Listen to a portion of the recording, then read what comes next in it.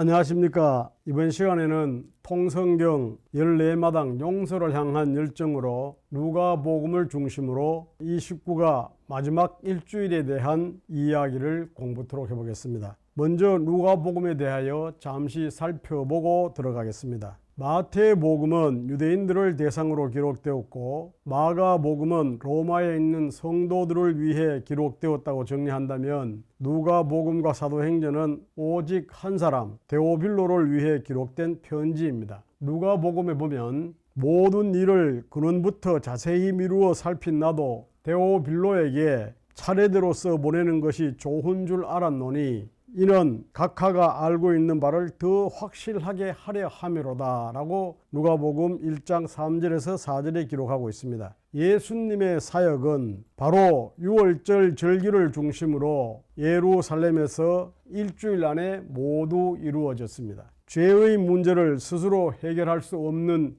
인생들을 구원의 길로 이끄시고자 스스로 선택하신 길입니다. 누가복음을 기록한 누가는 헬라인으로서 그의 직업은 의사이며 역사가입니다. 누가는 직접 예수님을 대면한 적은 없습니다. 그러나 바울을 통해서 드로아에서 예수 그리스도에 대해 듣고 믿고 알게 된 후 바울과 함께 복음 전도에 일생을 바친 전도인이 되었던 것입니다.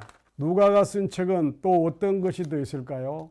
사도행전입니다. 이제 마지막 일주일을 크게 세 줄기로 나누고 그 다음에 작게 8가지로 나누어서 살펴보겠는데요. 화면을 한번 보시겠습니다. 크게 첫 번째로 어린 나귀를 타고, 두 번째로 공의의 저울 앞에서, 세 번째로 침묵으로 익힌 열정. 그런 어린 나귀를 타고를 세 소제목으로 하는데요. 제자들의 오해, 나귀 타고 예루살렘 입성, 성전 청결. 공의의 저울 앞에서 두 번째로는 종교 지도자들과 부딪히심, 종말에 대한 교훈, 세 번째로 침묵으로 익힌 열정으로서 마지막 만찬, 잡히신 예수님, 빌라도 재판, 이렇게 8가지로 살펴보도록 하겠습니다. 예수님의 마지막 일주일을 어떻게 보내셨는지 요일별로 한번 알아보고 공부하도록 하겠습니다. 모든 인생들의 죄를 용서하시기 위해 십자가를 향한 열정을 쏟아놓으시는 일주일이었습니다. 한 주간에 예수님께서 하신 일들을 그 순서에 따라 살펴보겠습니다. 먼저 일요일이 되겠습니다. 일요일에는 예수님께서 예루살렘에 입성하셨습니다. 새끼 나귀를 타시고 호산나 다윗의 자손이여 하는 환호를 들으면서 입성을 하셨죠. 월요일에는 성전 청결 사건이 있었고 또 성전에서 가르치시는 일이 있었습니다. 화요일에는 종교 지도자들과 논쟁을 벌이셨고요. 수요일에는 제자들과 종말과 그 다음에 예루살렘의 멸망과 재림에 대한 말씀을 하셨습니다. 목요일에는 마지막 만찬과 세족식이 있었는데요. 마지막 6월절을 첫 번째 성찬식으로 바꾸시고 겟세마네 기도 후 붙잡히시고 대제사장 가야바 집으로 끌려가셨습니다. 금요일에는 산헤드린 공회에서 또 대제사장의 집들에서 빌라도의 재판을 받고 십자가에 못 박히십니다. 이렇게 예수님의 마지막 일주일은 형식은 재판의 형식이었지만 내용은 용서를 향한 열정이었던 것입니다. 끓인 나귀를 타고 1번의 제자들의 오해를 보겠습니다. 예수님께서 이 땅에서 감당하셔야 할 가장 중요한 사역인 십자가를 일주일 남겨놓은 시점에 제자들의 오해가 있었죠. 이 중요한 시간에 요한과 야고보의 어머니인 세베대 아내가 예수님을 찾아와 한 가지 부탁을 합니다. 예수님이 곧 예루살렘에서 왕이 되실 것 같은데 그때 자신의 두 아들을 요한과 야고보입니다. 우의정 좌의정으로 삼아 달라고 부탁하는 것이었습니다. 당시 이스라엘 백성들에게는 메시아가 와서 로마의 통치를 물리치고 다윗 때처럼 강한 이스라엘을 다시 일으켜 세울 것이라는 믿음이 있었습니다. 10제자가 이 소리를 듣고 자리를 빼앗겼다는 마음으로 두 형제에게 분을 내기도 했습니다. 당시 많은 사람들은 예수님을 향해 그런 기대를 가졌었기 때문입니다. 하지만 예수님께서는 야고보나 요한에게 화를 내시거나 그들을 꾸짖지 않으시고 그들의 낮은 수준의 욕심을 버리고 높은 수준의 꿈을 꿀 수 있는 훗날을 기다리시는 것입니다. 세월이 지난 후 야고보와 요한을 비롯한 제자들은 그때 주님께서 자신들이 수준 낮은 행동을 참고 기다려 주신 것을 깨닫고 벅찬 감사를 느꼈을 것입니다. 이처럼 크신 주님의 사랑을 깨달은 제자들은 예수님의 죽음과 부활 이후 그분의 사랑을 온몸으로 전하며 실천하는 데에 더욱 큰 열심을 쏟는 사도들이 됩니다. 어린 나귀를 타고 두 번째로 나귀를 타고 예루살렘 입성을 보겠습니다.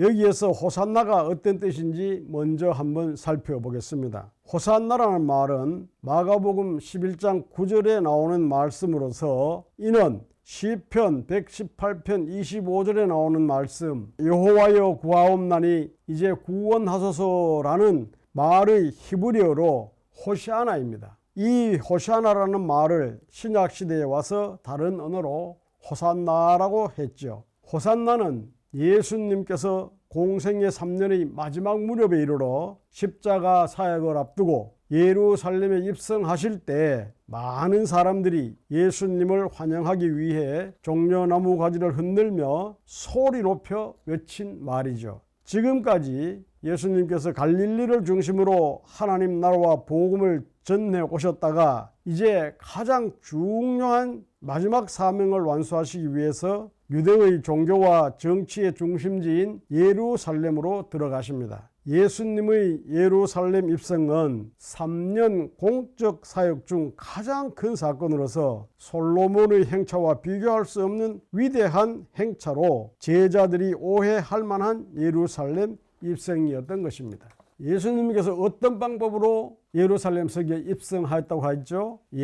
이미 400년 전에 스가랴 선지자가 미리 예언한 바도 있고 화면에서도 보시는 바와 같이 예수님께서는 나귀를 타고 오신 것입니다. 그렇다면 왜 예수님은 작은 나귀를 타시고 입성하셨을까요? 예수님께서는 나귀를 준비하신 이유는 모든 사람들에게 가까이 가시고자 함이었습니다. 덩치가 큰 말에는 아이나 노인들이 가까이 할 수 없었기 때문입니다. 하지만 나귀를 탄 예수님께는 많은 사람들이 가까이 와서 옷을 벗어 깔고 종려나무 가지를 잘라 깔 수가 있었습니다. 예수님께서 나귀를 타신 중요한 이유 중 또 하나는 겸손하고 온유한 마음으로 사람들에게 가까이 다가가서 그들을 위로하고 격려하며 세우시겠다는 생각이 담겨 있었던 것입니다. 다음은 어린 나귀를 타고 성전 청결이 되겠습니다. 성전과 관련한 예수님께서 하신 말씀을 화면으로 보시겠습니다. 먼 지방에서 온 이방인이라도 이 성전을 향하여 기도하거든 주는 계신 곳 하늘에서 들으시고 이방인이 주께 부르짖는 대로 이루사. 열왕기상 8장 41절에서 43절에 나오고요. 이는 내 집은 만민이 기도하는 집이라 일컬음이 될 것임이라. 이사야 56장 7절입니다. 내 이름으로 일컬음으로 받는 이 집이 너희 눈에는 도둑의 소굴로 보이느냐. 예레미야 7장 11절입니다. 예루살렘 성전에 들어가신 예수님께서는 성전에서 물건 파는 사람들을 보시고 분노하십니다. 만민이 기도하는 집인 성전을 강도의 소굴로 만들었다고 말씀하시며 성전 안에서 장사하는 사람들을 내쫓으시고 환전하는 사람들의 상과 비둘기 파는 사람들의 의자를 둘러 엎으셨습니다. 그러자 예루살렘의 심장부인 성전을 쥐고 거기에서 나오는 이익을 누리고 있던 대제사장 세력들이 달려와서 예수님을 보고 무슨 권위로 이런 일을 하느냐, 누가 이런 일을 할 권위를 주었느냐 라고 따져 묻습니다. 예수님께서는 그들의 질문에 질문으로 응대를 하십니다. 나도 한 말을 너희에게 물으니 대답을 해라. 그리하면 나도 무슨 권위로 이런 일을 하는지 이르리라 라고 말씀하십니다.